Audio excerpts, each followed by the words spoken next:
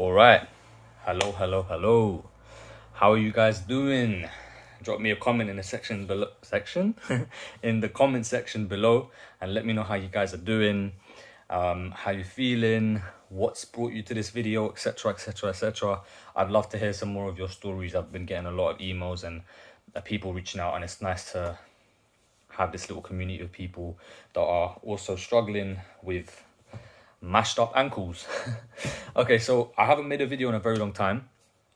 A lot has happened, a lot of things have happened, been going on with me personally, health-wise and stuff like that. For that reason, I haven't really made any videos. I know that the last video that I did make, there was kind of a lot of intensity there. There was a lot of sadness there. I was kind of just expressing myself, like being quite vulnerable. Since then, my perspective has changed a lot on a lot of things. My physical position has also changed. And so I just wanted to jump back in here to give you guys an update. And I'll give a disclaimer from the beginning because it sounds kind of like I'm more positive and stuff. And I am more positive. My mental health is a lot better than it was when I made the last video. I have a lot more resilience and a better sort of outlook on the sort of long-term recovery and my expectations and stuff like that. So I have a better mental state to be able to put this video towards you guys. But I wanted to be in that state before I made the video, just because it has been a bit of a rough journey over the last few months. My health has deteriorated somewhat, but again, if your mental health and your mental perspective and attitude is in the right place, then it just makes the physical process a lot easier. So when I made the video last time, I was complaining a lot about how sad I was that I wasn't able to do the things that I wanted to do, and how like day-to-day tasks were a struggle for me, and how struggling with the recovery. And basically what I didn't realize was that when I was making that video, at the time that I was making that video, I was way too early on in my recovery process to be able to be giving an indication of whether or not the surgery was a success or not. Because the truth is, I was still healing. And what I also didn't know was that I was pushing myself way more than I should have been pushing myself. I was walking more than I should have been walking. In fact, at some points I was exercising, and I shouldn't have been doing those things because the doctors told me from the very beginning that this surgery, the recovery for this surgery, is up to a year, sometimes even a year and a half. But there I was 6 months post-op, given the fact that I had nerve damage and the fact that I'm quite sensitive to pain and stuff like that. I shouldn't have been pushing it in the way that I was pushing it. But what happened was, about 6 months, 7 months, at the point at which I was able to start walking, I got very impatient because I hadn't been walking for 6 or 7 months, and I had a lot of sort of like shit going on at home, and so I was really eager to get back to kind of normal. But yeah, as a result of my negligence and a result of my failure to be patient with my recovery, I fucked it up more. So that's just basically what it is. I fucked myself up even more. Don't mind my French. I was able to trace back, because following that video, my foot has just gotten worse and worse and worse and worse and worse.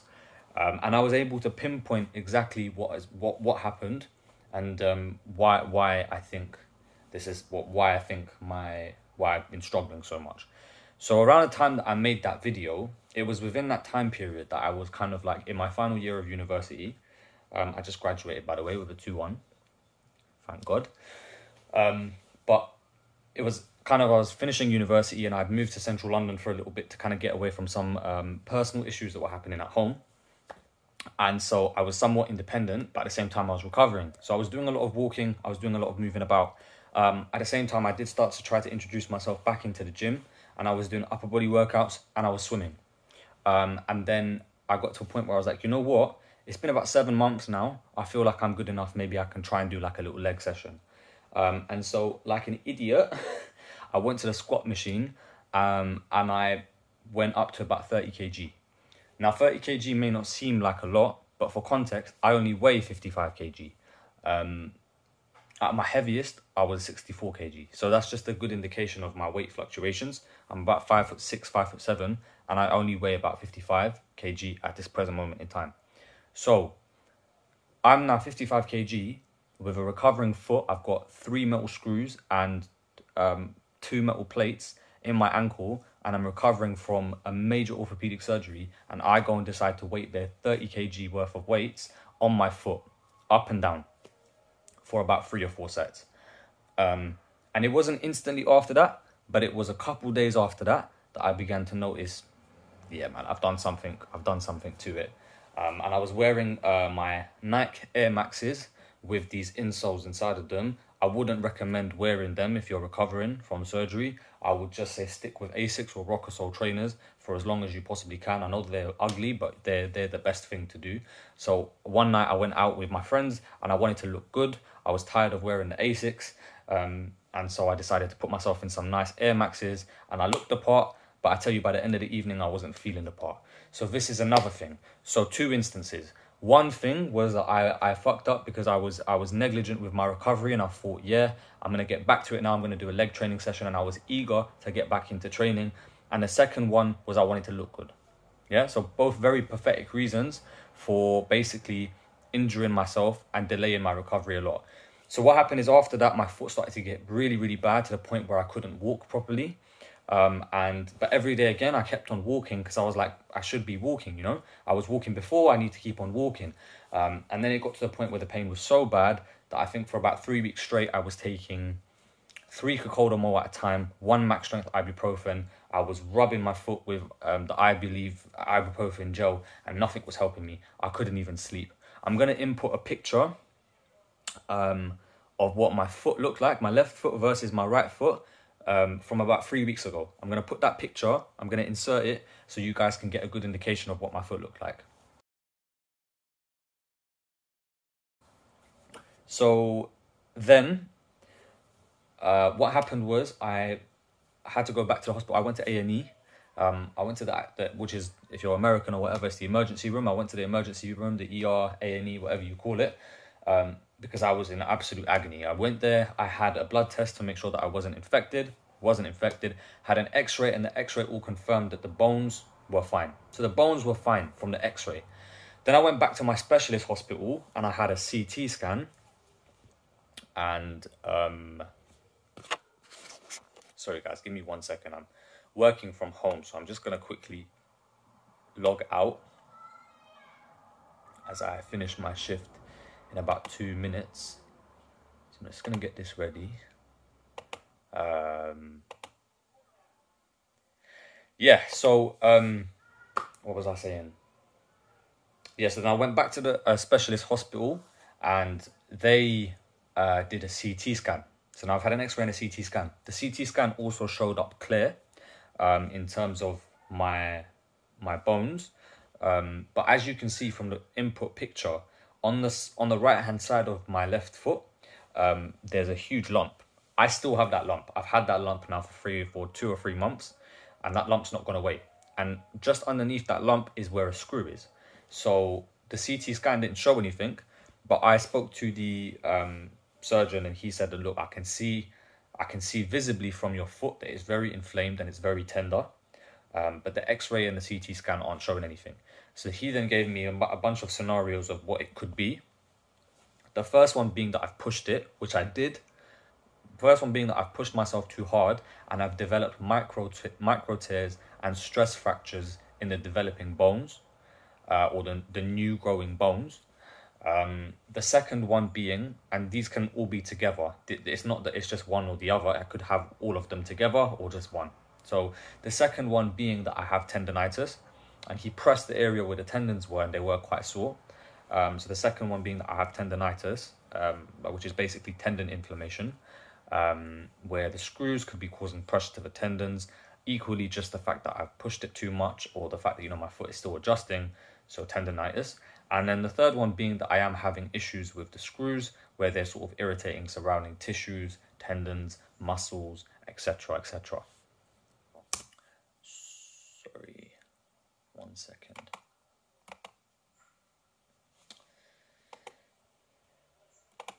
So yeah, that's done. Yeah, so then what happened was I broke down in front of the doctor. I said, look, I can't live like this anymore. Like, genuinely, I've been researching amputation. That's how bad it is. And he was like, look, take it easy for now. Go back into your walking boot and use your crutches if you need to. Your foot is basically telling you that you're doing too much, so you need to rest it now. So that's what I did. I got home and I immediately got back onto my 2 crutches. and I wasn't walking about, and I've not been walking about at all since then. I've been if I ever go out, I take both of my crutches and my walking boot, so just like triple protection. And I've just not been putting any pressure on the foot whatsoever. I've just allowed it to rest and recover, and I'm now at a point where a lot of the inflammation has gone down. The swelling around that bit is still there. Look, if I show you my foot right now. I don't know if you can see it, but right here is the lump. So if I'm comparing it, I don't know if you can see it. It's right there. So that's still there, but a lot of the inflammation has gone down as in comparison to the last picture that you guys saw 3 weeks ago.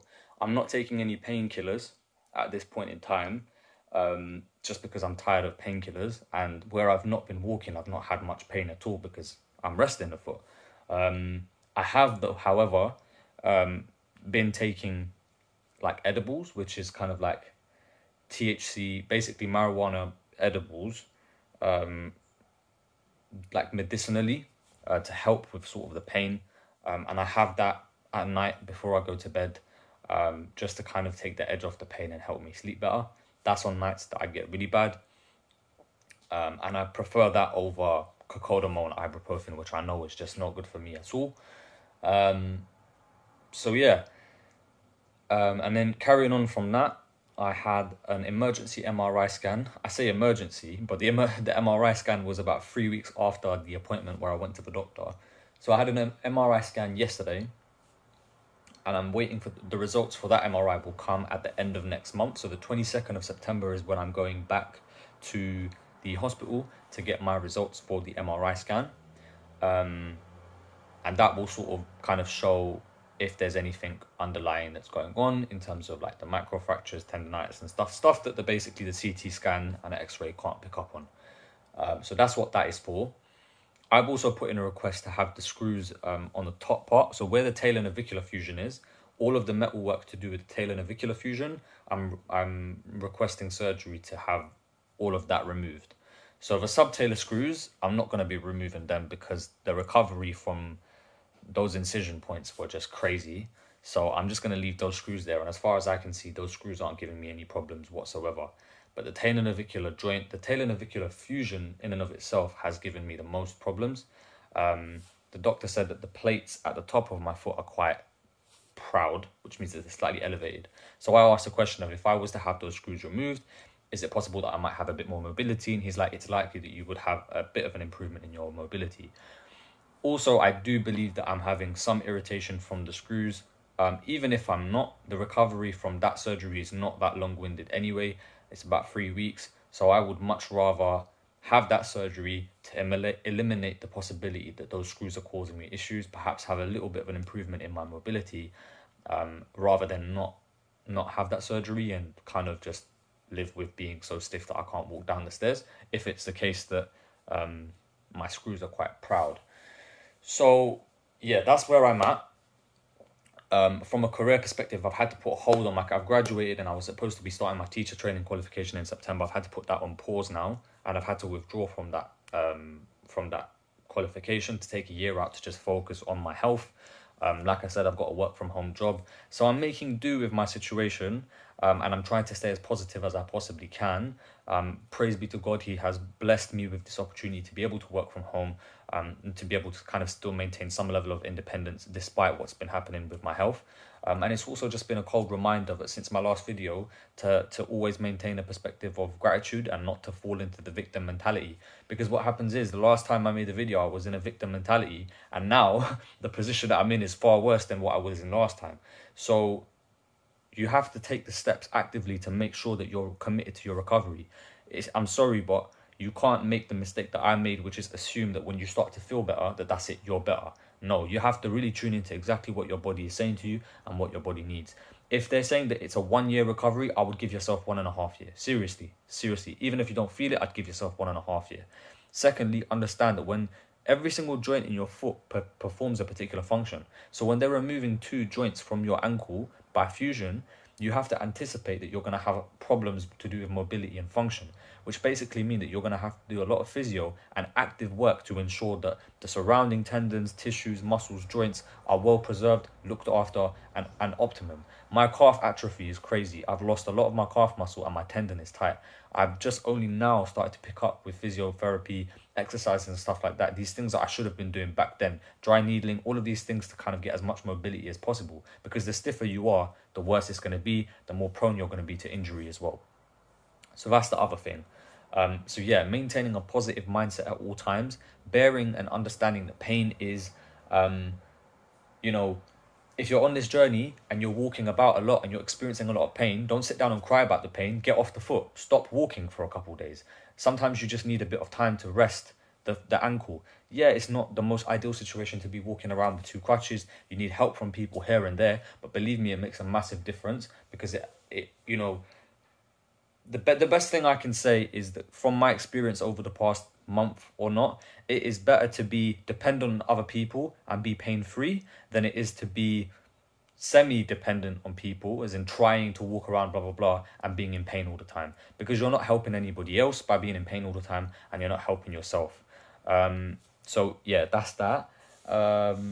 What else? A lot of people have been reaching out to me to ask me whether or not they think that this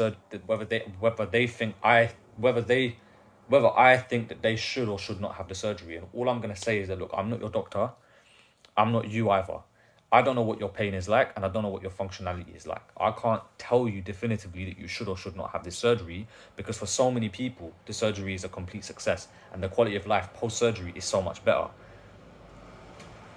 Even for me, it could be a case that a year on from now, that I'm looking back and saying that it was the best thing that I ever did, even if it's been a horrible 2 years of recovery.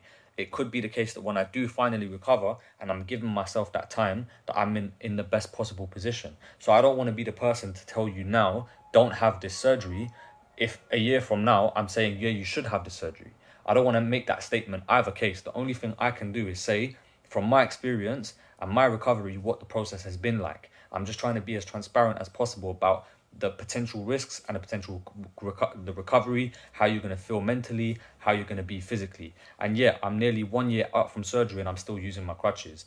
Partially that's because I fucked up as well. And if I hadn't fucked up, then maybe I wouldn't need to be using the crutches right now. So part of it is my fault.